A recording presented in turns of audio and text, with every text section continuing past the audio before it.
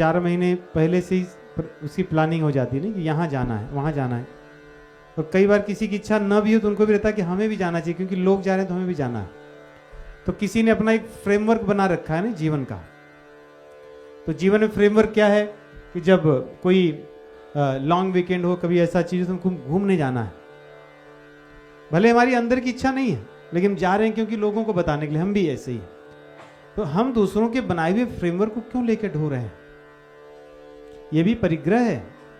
हमें किसी ने कह दिया लोग ऐसे कहे तो हम भी ऐसे ही करेंगे। हमें क्यों करना है? वैष्णवों को तो वैष्णवोचित आचरण में ही अपनी रहनी वैसी ही बनानी चाहिए। तो संग्रह परिग्रह। दूसरा है विग्रह। तीसरा विग्रह अर्थात दूसरों में फूट डालना। ऐसी भी आदत होती है ना, कोई किसी की बात ऐसा ना कि वो 2 लोग ही सुन पाते हैं, बाकी तीसरे को नहीं पता चलता। वो ऐसी चीजें कभी नहीं किसी के जीवन में उनको जोड़ सकें, किसी बिगड़े हुए संबंधों को जोड़ सकें, यही वैष्णव का धर्म है। जैसे पत्थर थे जो डूब जाते थे, राम जी के नाम से तैर रहे थे, राम जी के नाम से वे जुड़ रहे थे। इसलिए हमारा आचरण, हमारा व्यवहार ऐसा हो कि किसी के जीवन के लोगों को जोड़ दें हम, जहाँ पे कोई संबंध अच्छा ना हो, लेकिन किसी के संबंधों में कभी खटास हमारे कारण ना हो, हमारे आचरण व्यवहार से। विग्रह ये सर्वनाश की ओर ले जाता है। इसका कोई प्रायश्चित नहीं। बहुत बहुत ही भयंकर चीज है किसी के जीवन में या किसी संबंध को तोड़ना किसी भी प्रकार से। इसलिए हमसे एक जन, हम लोगों को कहते हैं यदि आपके पास क्षमता नहीं है तो 2 जनों के बीच में यदि कलह या ऐसी संबंध खराब हो गए हैं तो आप उसमें मत जाइए। आप किसी योग्य व्यक्ति को उनसे मिलाइए। हमने ऐसे देखा है, एक परिवार जो बन सकता था, उनका प्रारब्ध क्या था हमें नहीं पता, लेकिन ऐसा था। परंतु किसी एक दूसरे झगड़ा समाप्त करने वाले थे, ऐसा लगा कि झगड़ा और बढ़ करके और बिगड़ ही गया और बड़ी बुरी चीजें हो गई। आप में से कई लोग जानते हैं, और कुछ और भी परिवारों को आप में से कुछ लोग जानते हैं जहाँ पे ऐसी चीजें होती हैं। यदि हमें क्षमता नहीं है कि हम ठीक कर सकें तो हमें उससे बचना चाहिए, किसी योग्य लोगों से मिला देना चाहिए। अन्यथा हमारे कारण यदि कभी हम किसी को कहें नहीं तुम सही हो, ये गलत है, ये गलत है, और उसमें और चीजें बढ़ के किसी का संबंध खराब हो, ये विग्रह बहुत घातक है। और चौथा है आग्रह,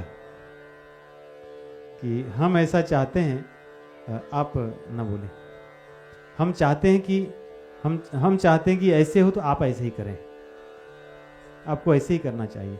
ये आग्रह। वैष्णव यदि आग्रह करने लगे, जैसे हम यदि आग्रह करने लगे आप में सभी के साथ, तो हमारा जीवन, जब कह रहे थे तो रावण ने कहा कि समझते हैं कूल, किनारा, कूल। तो होता है ना कि हम लोग एक छोटे थे तो कविता पढ़ते थे कि हम मर मर कर,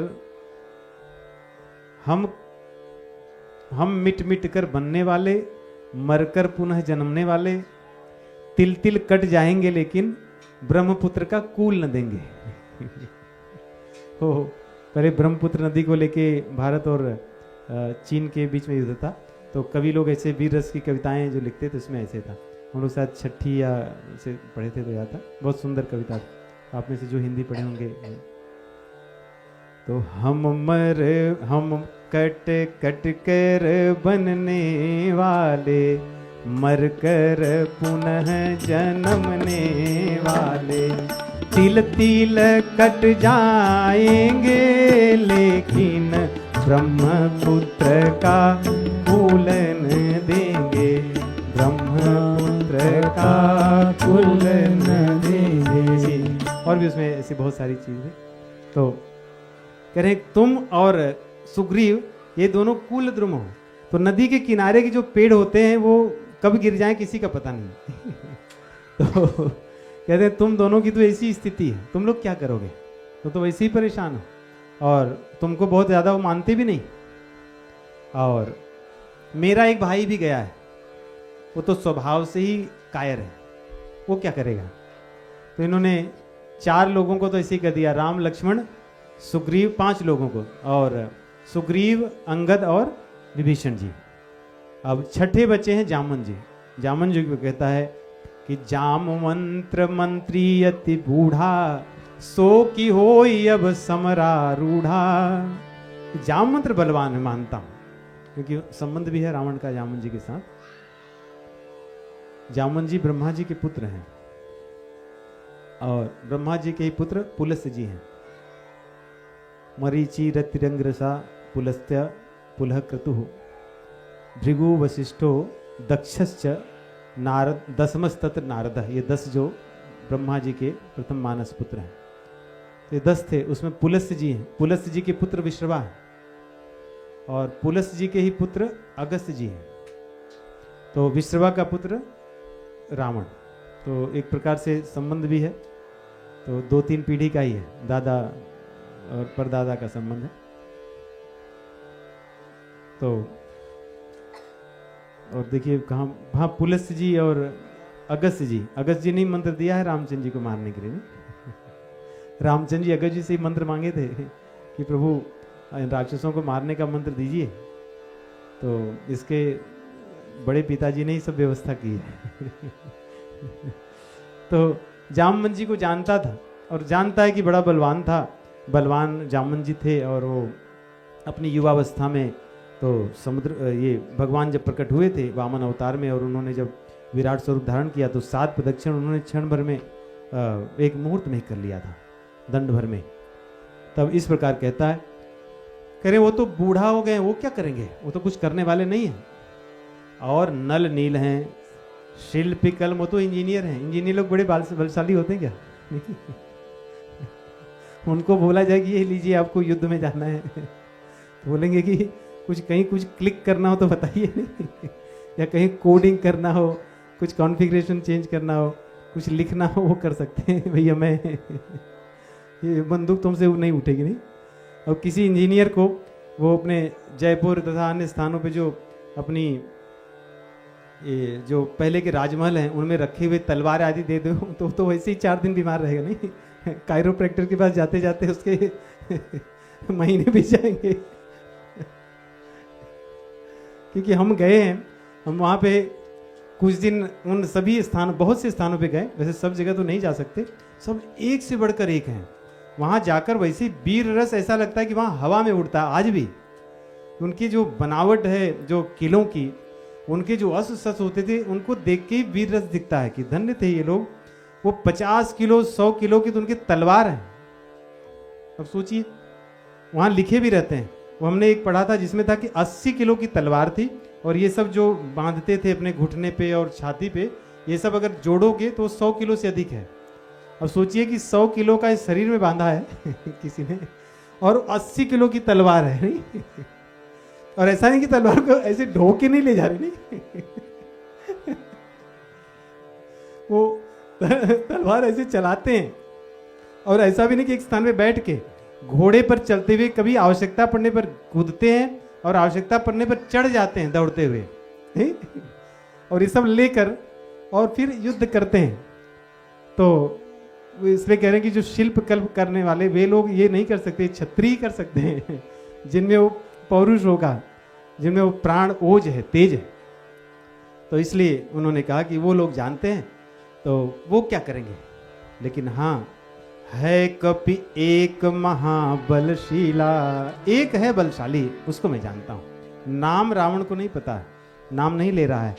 कह रहे वहां आवा, जो आवा प्रथम नगर जय जारा, सुन यहां से बोले बाल कुमारा। वो जो पहले आया था, एक बार वो नगर जला के गया था, उसके पास थोड़ा बल है, मैं जानता हूं ऐसे।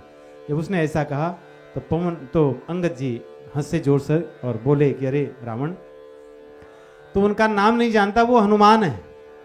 यदि उनके बारे में कहूं तो मैं कहता हूं कि हाँ, बंदर है वो, छोटा सा इसी जला गया। सही बात तो कह रहा है।